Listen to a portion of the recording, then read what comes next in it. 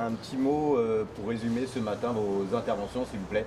Eh bien, écoutez, très rapidement, hein, j'ai parlé de défense de l'Europe, en disant que défendre l'Europe, ça voulait dire déterminer ce que l'on voulait défendre, ça voulait dire aussi y mettre des moyens et puis surtout faire preuve de volonté. Alors une fois qu'on a dit ça, on a évoqué effectivement quelles avancées il y avait eu au niveau de l'Union européenne. Et quand on regarde un petit peu sur les dernières années, il y a des choses qui avancent. J'ai parlé de boussole stratégique qui donne un cadre, qui est un véritable premier livre blanc de la défense européenne, et puis d'un outil tout récent, et qui est un pas important en matière d'investissement direct de la communauté européenne. Nous ne sommes pas encore à la politique agricole commune, mais avec des moyens consacrés de façon à aider l'industrie d'armement européenne à se développer. On a évoqué ensuite la problématique de l'Ukraine.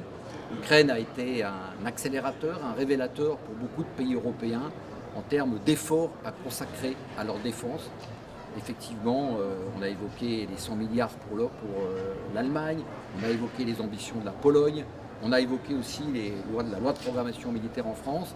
Alors, nous partons de loin, c'est encore insuffisant, mais les choses avancent avec une problématique quand même en termes d'équipement, le risque effectivement que ces pays européens, devant une industrie d'armement européenne qui reste très morcelée, fassent appel à l'industrie d'armement américaine.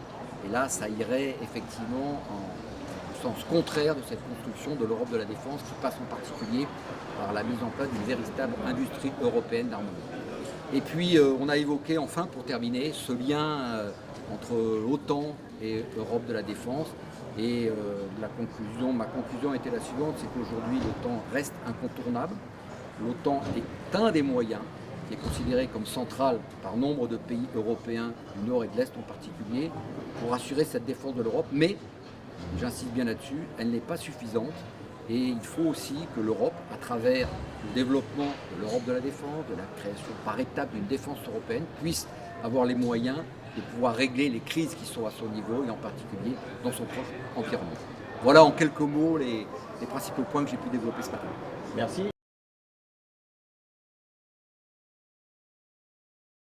Rebonjour Alexis.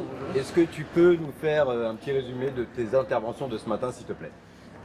Ce matin, on a un peu refait un grand bilan des enjeux économiques pour l'Europe pour ces prochaines années. Parce que c'est ce qu'on a un peu résumé ce matin, mais quand même une Europe à la croisée des chemins, dans un contexte très particulier, le retour de la guerre en Europe et aux portes de l'Union européenne. Donc voilà, un grand résumé de la conjoncture mondiale et voilà, des prochaines échéances à venir pour l'Europe, sur la politique monétaire, sur le budget, sur les inégalités, le changement climatique, voilà. Tous les enjeux auxquels l'Europe doit faire face ces prochains mois.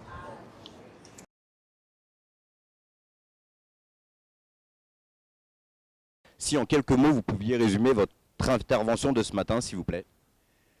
J'ai essayé de faire des propositions ambitieuses pour l'Europe sans que l'on tombe dans la caricature de l'Europe. Parce qu'on entend trop de choses en disant l'Europe n'est pas démocratique, l'Europe est trop technocratique, nous sommes les idiots du village planétaire, etc. Et à force, on finit par envoyer les électeurs vers les extrêmes, qui veulent eux détruire l'Europe. Or nous ne voulons pas la détruire, nous voulons l'améliorer. Donc j'ai fait des propositions ce matin dans le domaine de la citoyenneté européenne, dans le domaine du social, dans le domaine de l'intégration européenne.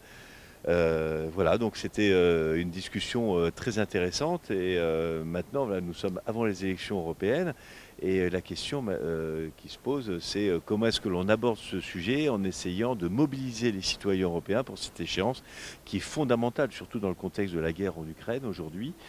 Et aussi de la crise qui perdure, la nécessité d'assurer la transition énergétique. Comment est-ce que l'on fait pour aller plus loin et surtout pour faire évoluer l'Europe vers la gauche et que ce soit les forces politiques progressistes, démocrates et socialistes de gauche qui puissent l'emporter à l'occasion des prochaines élections européennes.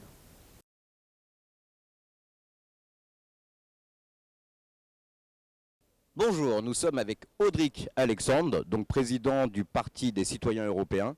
Est-ce que tu peux nous dire en quelques mots ce que tu as dit ce matin lors de ton intervention, s'il te plaît? Oui, bien sûr. J'ai voulu, au cours de mon intervention, parler des droits du citoyen européen, remettre le citoyen européen au cœur du projet. Et on a essayé de réfléchir à quelles étaient les avancées nécessaires aujourd'hui pour faciliter la vie du citoyen européen et pour remettre un peu d'égalité, ou plutôt pour combattre les inégalités qui existent évidemment en France et en Europe. Alors, pour résumer en quelques mots mon intervention, je pense qu'il est nécessaire aujourd'hui de mettre en place une véritable protection sociale européenne. Et quand je parle de protection sociale, je pense à l'assurance maladie, l'assurance chômage et la retraite. On a créé beaucoup de droits pour les citoyens européens, le droit de circuler, de vivre dans un autre pays, et on n'a pas créé les droits sociaux qui vont avec. Je pense qu'aujourd'hui, des millions de citoyens européens se retrouvent confrontés à des difficultés au moment de faire valoir leurs droits à la retraite, leurs droits au chômage. C'est compliqué. En mettant en place une véritable, par exemple pour le chômage, une caisse européenne d'assurance chômage, ça facilitera la vie de millions de citoyens qui ont des carrières hachées, des carrières qui s'étalent sur plusieurs États membres. J'ai aussi évoqué la question de l'héritage, parce qu'aujourd'hui l'héritage est la plus grande source de reproduction des inégalités, d'accroissement même des inégalités. Le Conseil d'analyse économique de Matignon, l'OCDE, relève qu'on bascule petit à petit vers une société des richiers. Il relève qu'aujourd'hui, on ne peut plus devenir riche en travaillant, on peut devenir riche qu'en héritant. Ce n'est pas le modèle républicain qui est le nôtre, ce n'est pas non plus un modèle pour l'Europe. Donc il faut se poser la question de l'héritage. Qu'est-ce qu'on fait? Comment on combat les inégalités en réformant l'impôt sur les successions et l'impôt sur les donations? J'ai aussi évoqué les droits linguistiques, qui touchent aussi au quotidien de millions de citoyens européens.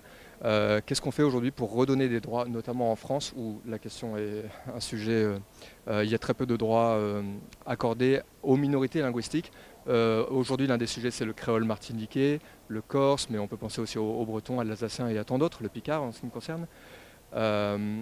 Si on veut une Europe multilingue, et si la France veut porter la voix d'une Europe multilingue et défendre la place du français au sein de l'Union européenne, il faut embrasser aussi le multilinguisme à la maison, il faut donner des droits linguistiques à nos propres citoyens en France.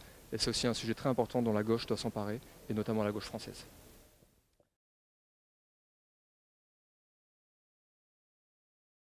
Dernière question. Allez-y.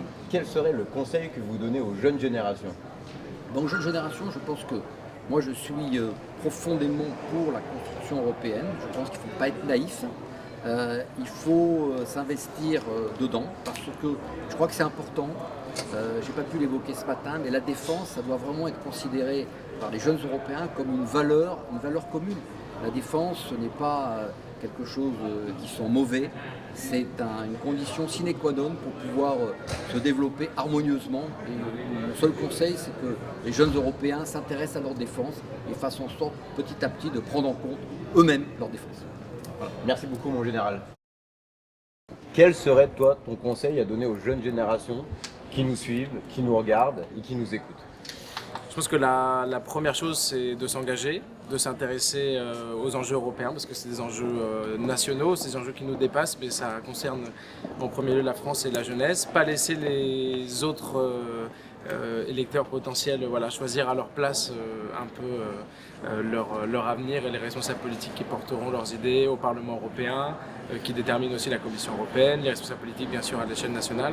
Donc voilà, s'y intéresser, je pense que bien sûr c'est une responsabilité partagée avec tous les responsables politiques de plus leur parler. Même si c'est une catégorie d'âge, ça c'est très malheureux qui votent de moins en moins. Donc voilà, plus les intéresser, plus de politique à destination des jeunes. Et voilà, en espérant du coup, que les deux parties se répondent et enfin qu'il y ait un autre dialogue et peut-être un nouvel intérêt maintenant pour les affaires européennes. Merci beaucoup.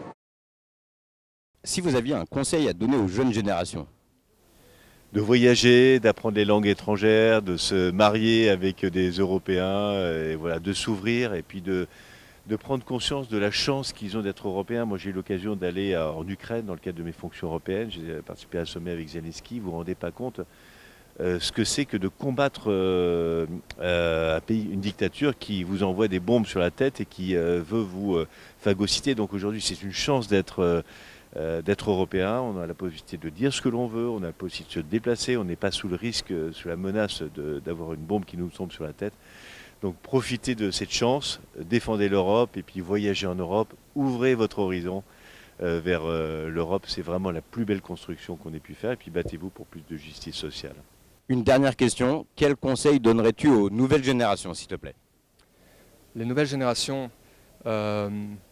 emparez-vous du débat, emparez-vous de la politique, ne laissez pas Ne laissez pas les générations qui vous ont précédé décider de votre avenir. Évidemment, c'est un peu bateau de dire ça, mais c'est une réalité. Si on regarde le vote du Brexit, par exemple, dont on a parlé ce matin, les jeunes ont massivement voté pour rester dans l'Union européenne. Les plus de 65 ans ont massivement voté pour sortir de l'Union européenne.